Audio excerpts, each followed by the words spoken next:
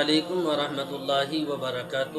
امید کرتا ہوں آپ تمام حضرات خیریت سے ہوں گے۔ اللہ آپ لوگوں کو اسی طرح ہمیشہ خوش رکھے۔ میرے بزرگوں، آج کی اس ویڈیو میں آپ کو حضرت مولانا خلیل الرحمن سجاد نعمانی صاحب کی بہت ہی بہترین ویڈیو ایک کلپ ہے اور بہت اچھے انداز میں امت کو سمجھانے کی کوشش کی ہے۔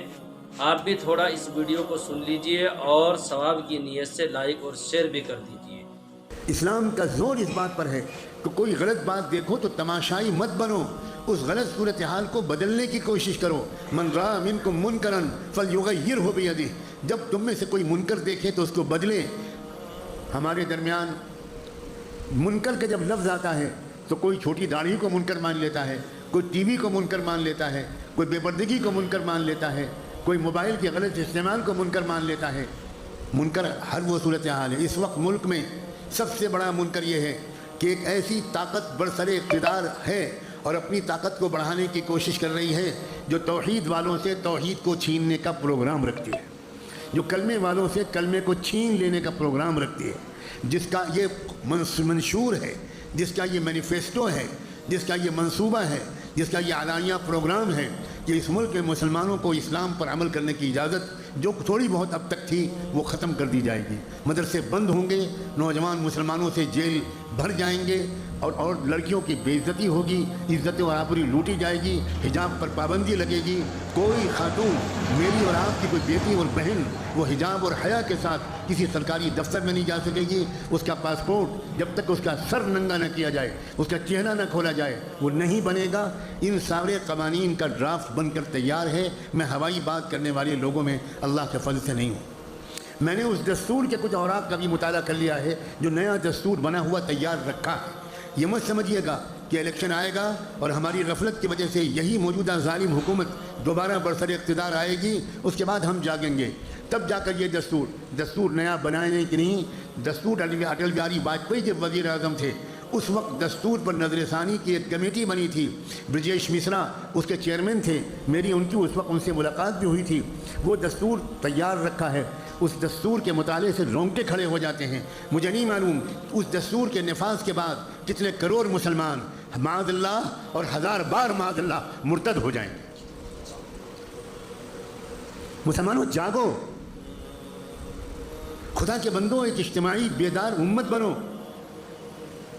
منکر کو بدلنا، موجودہ صورتحال کو بگڑنے سے بچانا، مزید بگڑنے سے بچانا، کچھ سدھار کی طرف لے کر جانا، اس کا پہلا مرحلہ آج الیکشن کے ذریعے شروع ہو چکا ہے۔ آج پہلا دن ہے اور یہ الیکشن عام الیکشن نہیں ہے۔ آپ ہزاروں مرتبہ یہ جملہ بہت سے لوگوں کی زبان سے سن چکے ہوں گے۔ یہ الیکشن خدا نخواستہ ملک کی تاریخ کا آخری الیکشن ثابت ہوگا۔ اس کے بعد ہمارے اور آپ کے ہاتھ سے کوئی ووٹ دینے کا، کسی کو چننے کا اختیار بالکل چھین لیا جائے گا۔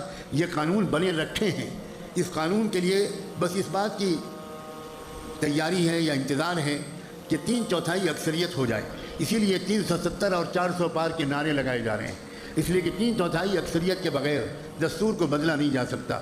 دستور کو بدلنے کے لیے نیا دستور بنانا نہیں ہے بلکہ دستور بنایا رکھا ہے، اتنی طاقت حاصل کرنی ہے کہ اس کو نافذ کر دیا جائے۔ ایک ووٹ ڈالنے میں مسلمان سستی کرتا ہے؟ ایک ووٹ ڈالنے کے ذریعے آپ صورتحال کو بہتر بنا سکتے ہیں، بدتر بننے سے روک سکتے ہیں۔ ایک وہ قوم ہے جو گولیاں کھا کر، بموں سے اپنے جسموں کا چتھڑے اڑوا کر وہ صورتحال کو بدلنے کی کوشش کر رہی ہے۔ فیصلہ کیجئے کہ وہ ایمان والے ہیں کہ ہم ایمان والے ہیں۔ آپ کو معلوم ہوگا، نہیں معلوم ہوگا، گزشتہ سال جنگ کے دوران 6 مہینے 6.5 مہینے سے فلسطین بموں کی زد میں ہے، گولیوں کی بوچھاروں کی زد میں ہے، اور ان بموں اور گولیوں کے درمیان فلسطین میں 36,000 لڑکیاں حافظ قرآن ہوئی ہیں۔ ہم ایمان والے ہیں کہ وہ ایمان والے ہیں؟ کبھی موازنہ کیجئے اپنے ایمان کا، کہاں یقین ہے ہمارا؟ کتنے ڈرپوک، کتنے بزدل، کتنے راہ فرار اختیار کرنے والے ہم چند دن کی جیل سے ڈر رہے ہیں، اور ان کا حال یہ ہے کہ وہاں کی کوانی بچیاں حافظ قرآن بن رہی خیموں میں، اس خیمے سے اس خیمے میں، رات میں اعلان ہوتا ہے بھاگو یہاں سے، ادھر جاؤ، یہاں حملہ ہونے والا ہے، وہ بیچاری بھاگتی ہیں اور لے کر سب سے پہلے کیا چیز لے کر نکلتی ہیں؟ میرا قرآن نہ چھوٹ جائے، میرا قرآن نہ چھوٹ جائے۔ بھارت کے مسلمانوں، اپنے ایمان کی فکر کرو، آخری اسٹیج پر پہنچ گیا ہے۔ کفر و اسلام کا مقابلہ ہمارے ملک میں، شرک و توحید کی جنگ جو بہت عرصے سے جاری میرے تھی، بزرگوں وہ دعا اپنے کرتے ہیں کہ اللہ تبارک و تعالی ہم سب کو اچھی باتوں پر عمل کی توفیق عطا فرمائے، بری تمام باتوں سے بچنے کی بھی توفیق عطا فرمائے، اور دعا ہے کہ اللہ مرحومین کی مغفرت فرمائے، بیماروں کو شفا عطا فرمائے، جو جس لائن سے پریشان حال ہے تمام کی پریشانی کو دور فرمائے، اور اللہ ہمارے اس ملک میں امن و شانتی قائم فرمائے۔ السلام علیکم ورحمۃ اللہ وبرکاتہ۔